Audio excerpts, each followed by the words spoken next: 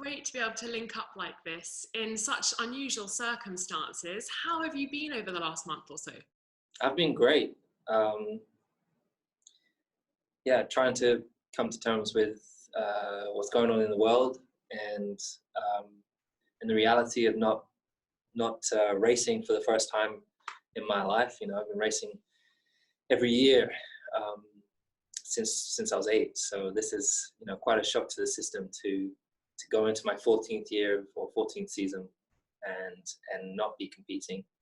So, but taking time to adjust and focus on other things, other areas, time to work on business plans and schedules and strategies, and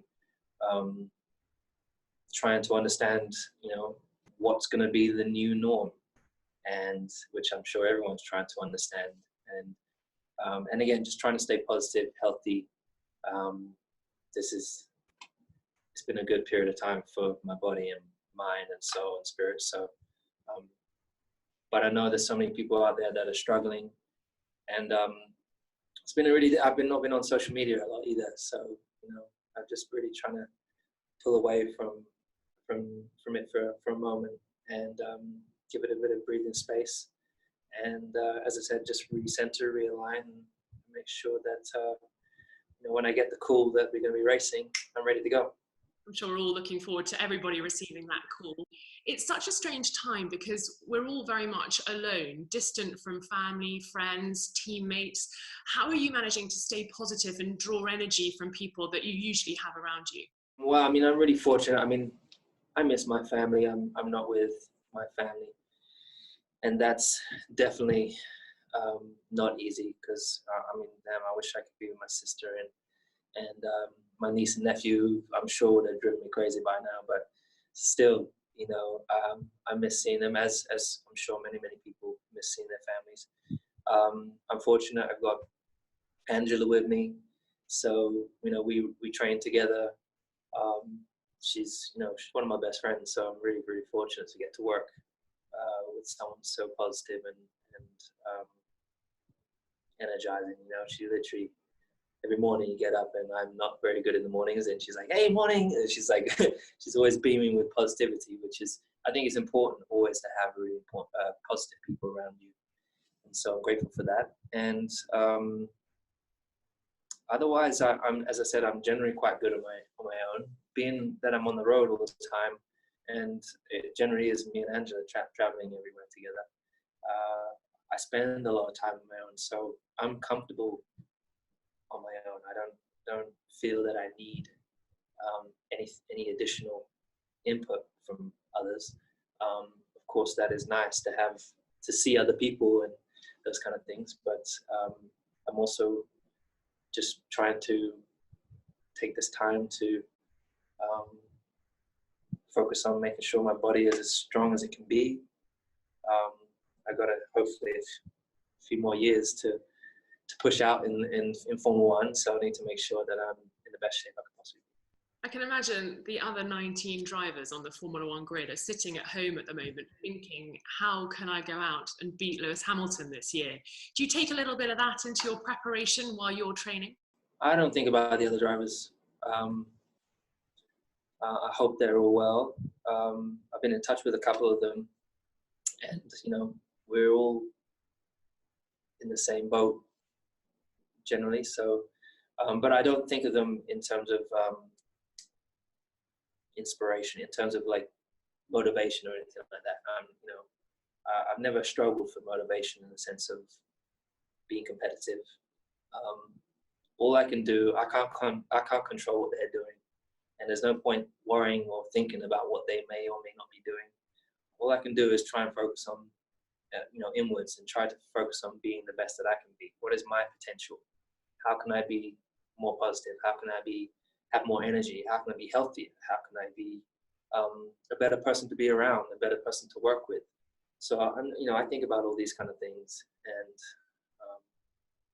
I message some of the people that I work with, and I try to get a bit of feedback about that kind of stuff. How can we implement a better way, a better process? How can I help you be better?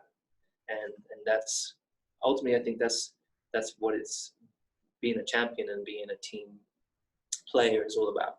I think we all have days where we sometimes doubt our ability, but I know as a high performance athlete, you often speak about having to really believe in yourself. Is there ever a moment that you have uncertainty about your ability? No. it's really strange, you know. No, naturally I have that question and that sometimes that feeling on with other things. You know, I'm not always the most positive person. You know, I try everything, but there's, you know, things you try and you keep failing and you're like, damn, I suck. And, you know, and I could be really negative for a moment and I'm like, no, keep going. So I still have the willpower to get past that wall that hits me in the face. But when it comes to driving, no, I literally, I've done it my whole life, and that's the thing. It's given me so much confidence. I get in the car, put this helmet on, and I'm able to be whoever I want to be. I can be Superman under that helmet if I want to be, you know. And you know, generally when I was at school, I was relatively, you know, I was bullied at school. I was the little kid, and bullied on by the bigger kids. So I was very, very much within my cocoon or whatever you want to say, you know, in my own space. It's very quiet. But when I get in the car, I was able to put out my elbows and stand up for myself. And then eventually I got confidence. I was able to help, you know, stand up for others that were getting bullied at school, because I went to karate and I got black belt, and I could whoop someone's butt, which was amazing. So yeah, but I've never doubted myself I don't doubt myself in the car. I think there was one moment a long time ago when I was in Formula Renault, but I got up and went for like a 14-mile run the next day, and it passed. Often at the end of a race weekend, drivers would go away and know that they'd made a mistake or they could have been better in certain parts. But when you're having so much success, weekend in, weekend out, how do you know what you need to work on? It's tricky if you're having a lot of success, I would imagine. No, I think that, I mean, that is an assumption that I think probably everyone puts on everyone that is successful, no matter what sport you're doing. You know, I'm reading up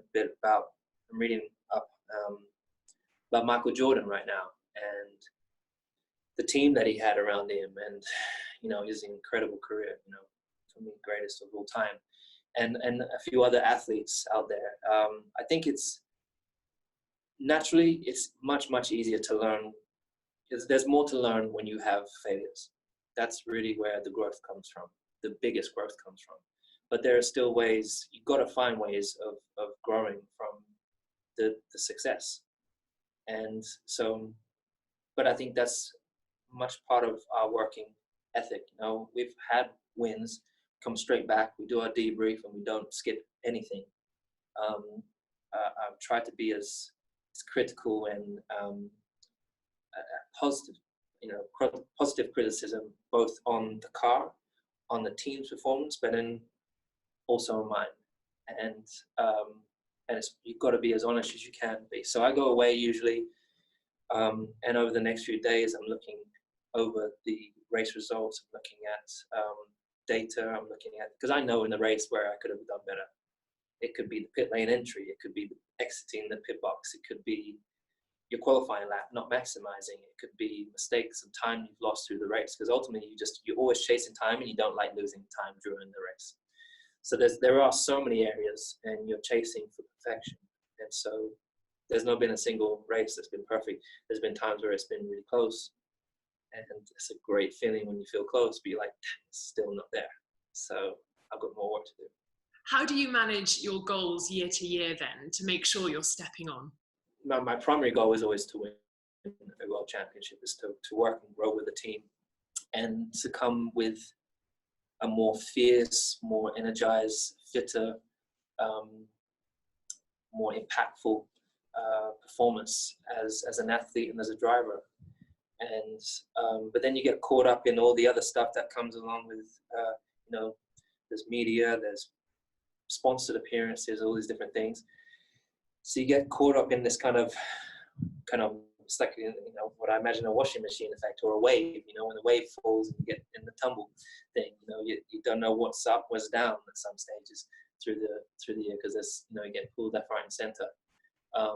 but I think it comes with experience, and there's no substitute for experience. So that's really been, that's a real positive for me today. I feel young. I feel super young right now. I feel like I'm in my 20s still, and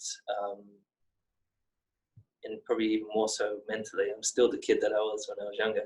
I just have this knowledge that and this experience that I can add to the talent that I had as a kid. So I'm like, damn, if I add that and I work even harder, geez, there's not really a massive limit to where I can go with this. You're working a lot on staying fit at the moment. How mentally fit are you making sure you're staying? And are there any practices that you might be able to share with us? Mental health, I know, is such a serious issue worldwide. I struggle with social media because I've got this incredible following, for example, and it's incredible. I never ever thought that I'd have this many people following me, and it's a lot. But social media, though, if you look around, me personally, like, there's people that are on their social media all day, every day, looking at their phone and forgetting the rest of the world, and not taking time to see a sunset, not taking time to see the beautiful trees or whatever it is, you know. So I'm trying to always find a balance.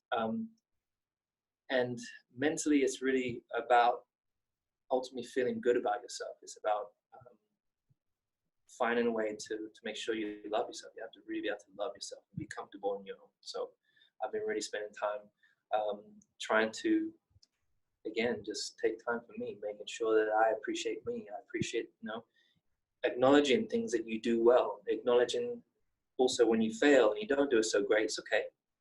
And not being so hard on yourself, all these different things. I have days I wake up and feel groggy. I don't feel motivated to work out. I don't feel, geez, where are we going? What's next, dude? Should I continue racing? I think all these different things. And then I'm like, damn it. And then there'll be another, the next hour or whatever it passes. I'm like, damn, I love what I do. Why would I ever consider not continuing? But as I said, you just got to keep your mind occupied. So reading, I try to read as much as I can. I've been getting into meditation, which is, I'm a fidget. So it's really, really hard to do meditation for me. I'm sitting there and I'm like moving around, and then there's bugs on my arm. And it's really, really hard. But the more and more you do it, like with anything, the better you get at it. And so I think I think today people see figures who are successful, and they're like, I want that. I want to be, I want to be Drake. I want to be Madonna. I want to be Michael Jordan or Kobe or, a top athlete, whatever it may be. People like that, I want that. But this like that part is this, they just want to be there immediately, but there's all this work that it takes to get there. And so just remembering that and pulling back the layers and remembering you've still got to do all the groundwork. You've got to hustle hard. And if you keep grafting away, you can continue to refine who you are. And I always try and make sure that I try and send positivity in the messages. I don't want to squander the platform that I have. I want to, I want to show pictures of me and my friends, for example, doing normal stuff. But then it's such a powerful tool. I don't want to use it for unimportant stuff. So, are we going to see a different Lewis Hamilton when we go racing again? An improved version? Oh, what, an improved version? I would hope so. I think if you are not improving and growing during these days, then what are we doing? You're obviously just wasting the time sitting on your backside. Nothing's going to get handed to any of us. We've got to go out there and get whatever it is that we want.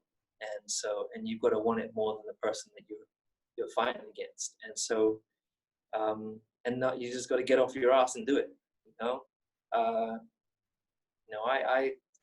I'm in pretty decent shape, but I could always be in better shape. And I see things and I'm like, damn, I've got a bit of fat here. And I'm like, shoot, I've got to work harder. I've got to go for a run.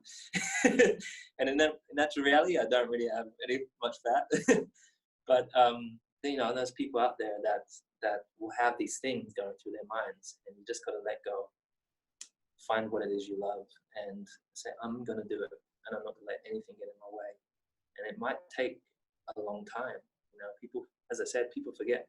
I started racing when I was 8, and I didn't get to Formula 1 until I was 22. So it was a long time for me to get there. And but patience is also very, very important. I do hope to come back better, but we're going to get in the car and we're going to probably have Friday practice, and we're all going to be rusty as hell. So it'll be really interesting to see how we hit the ground running. But I've been on the phone with my team, speaking to Bono, speaking to James, and trying to discuss with them a plan of how I want to arrive. I think we all need to make sure that we arrive utilizing the tools we have, simulations, race simulations. And I probably will get in the simulator, which I don't really always love, but utilizing those tools to make sure that when we come to that first race, we hit the ground running and we're ready, as if we've not missed any of these races. I was like, how can we arrive in Austria, if it's Austria, as if that is the 7th race or whatever, 8th race, whatever it may be, 9th race? How can we arrive there like we've already done 8 races? That's a real challenge. Not that we're going to be able, I don't know if we're going to be able to do it, but that's a good goal to have. A fantastic goal to have, and just fantastic words and advice for everyone at this difficult time. Lewis, thank you so much for spending some time with us. My pleasure.